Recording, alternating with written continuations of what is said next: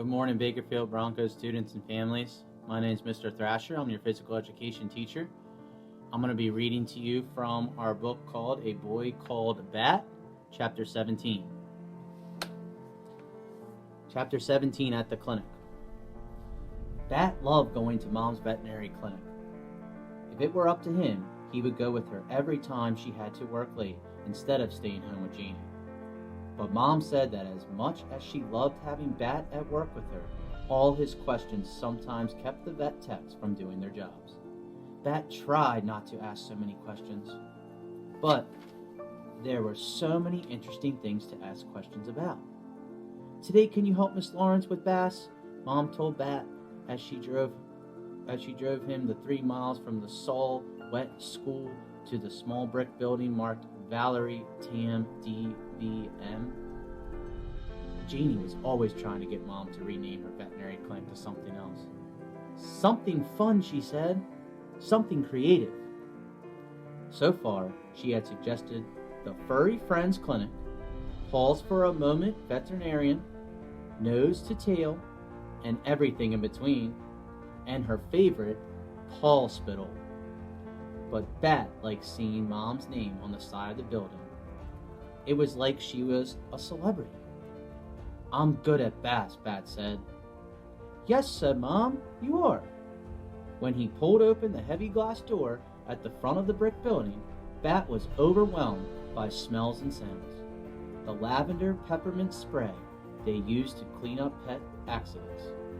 The wet dog scent of shampooing going on in the back room. Barking, barking, barking, a phone ringing, people talking, a cat's yowl. If there were this much ruckus at school or the playground or anywhere else at all, Bat would definitely need his earmuffs. But here, the sounds and the smells didn't bother him. Even the flickering fluorescent light didn't irritate him very much. Susan stood behind the counter running a lady's credit card through the machine with one hand while she answered the ringing phone with the other. "Dr. Tam's office," she said, waving hello at Bat as he walked by. He waved back, but he didn't say anything because he didn't want to bother her. It used to be that he didn't notice if people were busy with other things, but he was way better now. At least he usually was. An old lady, old like a grandmother, sat on the bench in the waiting room. She held a box on her lap. Bat stopped in front of her. "What kind of animals do you have in that box?" "It's my cat, Pickles," the lady said. "He's not feeling 100%. "What are his symptoms?" Bat asked. "Are you the veterinarian?" the lady asked. "No," said Bat. "Not yet." "Ah," said the lady. "Well, he has an indigestion, and he hasn't been very hungry lately." There were lots of things that could be. Bat looked up at his mom, who stood next to him listening. She shrugged. "I'll have to examine Pickles to know what's wrong," she said. Then she turned to the lady. "I'll see you and Pickles in just a minute or two." "I hope Pickles feels better soon," Bat said. Then he followed Mom through the door that separated the waiting room from the back and watched as she took her white coat from its hook. She put it on, and then Mom was Dr. Tam, a veterinarian, better than a superhero. One day Bat would also have a jacket just like Mom's. It would be white, and it would have 5 buttons, and it would have the words Dr. Tam DVM embroidered just above his heart. Of this, Bat was 99% sure, because that was as sure as you could be about anything. "I've got to see patients," Mom said. "You stay close to Lawrence and be a help, okay?" "Hey, Bat Boy, what's up?" Lawrence was the only person who called Bat Boy.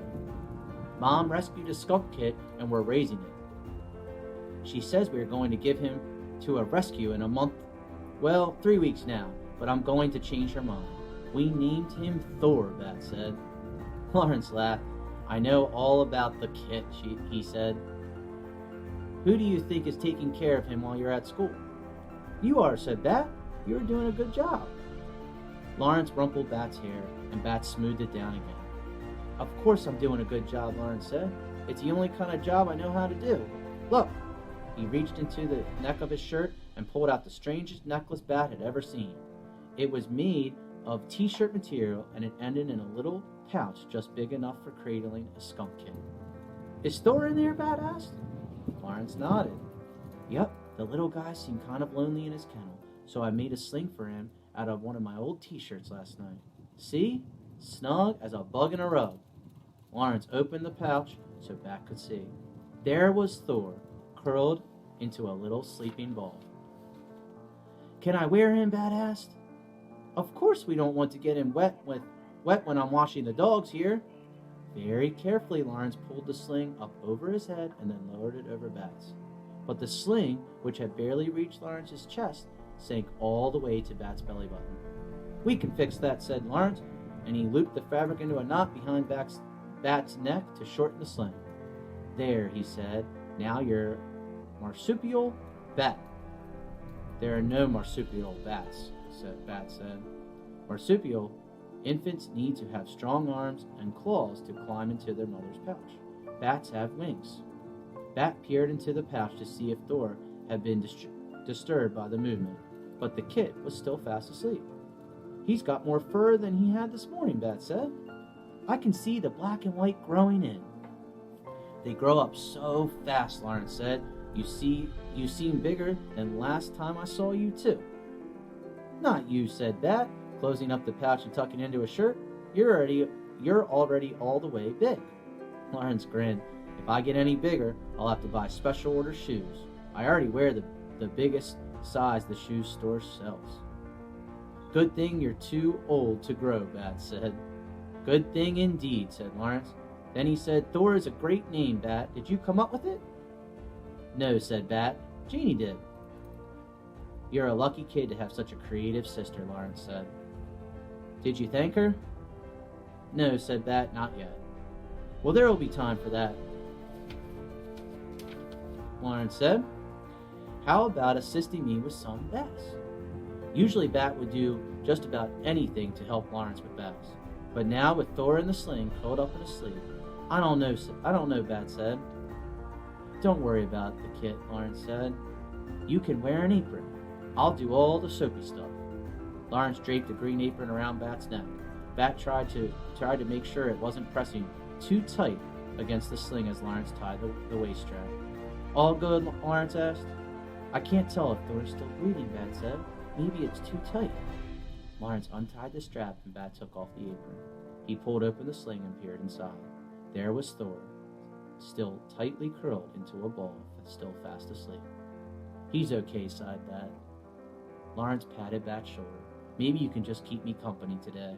How does that sound, Bat boy? Better, said Bat. I can supervise. Good idea, Lawrence said. You can tell me when I use too much soap. That's easy, said Bat, following Lawrence into the holding room where dogs waited in separate kennels for their bath. You always use too much soap. Bat climbed up on the counter across from the big silver wash basin and watched as Lawrence bent down to open the far kennel. He scooped up a shaggy white poodle who didn't look very happy about what was about to happen. You're okay, Jeff, Lawrence said. He was using his soothing voice, calm and deep. Jeff is a funny name for a poodle, Bat said. Well, Bat's a funny name for a kid, Lawrence answered, setting Jeff into the wash basin before smiling at Bat. Bat smiled back.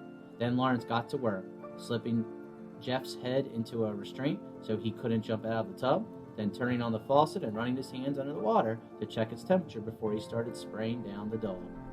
That's a new restraint, isn't it, Bat asked. Good eye, said Lawrence. He shut off the water and began massaging shampoo into Jeff's curly pelt. The other one was getting rusty, so I ordered this new model. Is that a suction cup connecting it to the wall? It sure is, said Lawrence, and a strong one, too. He grabbed a hold of the rope and tugged on it to show Bat how well it was connected to the wall. But with a loud pop, the suction cup came free. Jeff didn't waste any time. With an excited yip, he scrambled over the lip of the wash basin and leaped to the ground, bubbles everywhere.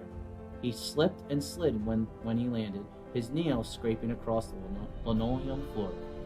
Lawrence reached to grab him, but Jeff was too fast. He scrambled to the door. Bat pulled his legs up onto the counter and crossed them, one arm wrapping protectively around Thor in a sling. The air smelled like warm, wet dog and strawberry shampoo. Lawrence's fingers were inches away from Jeff when his heel found a puddle of soapy water. One moment he was standing, and the next moment he was flat on his back. "Are you okay?" Bat asked, but he didn't climb down from his perch. His first priority was keeping the kids safe and dry. "I've been better," Lawrence groaned. Jeff, who had discovered that the door was closed tight, returned to peer down at Lawrence. He lowered his head and lovingly licked Lawrence's cheek with his long pink tongue. That was chapter 17.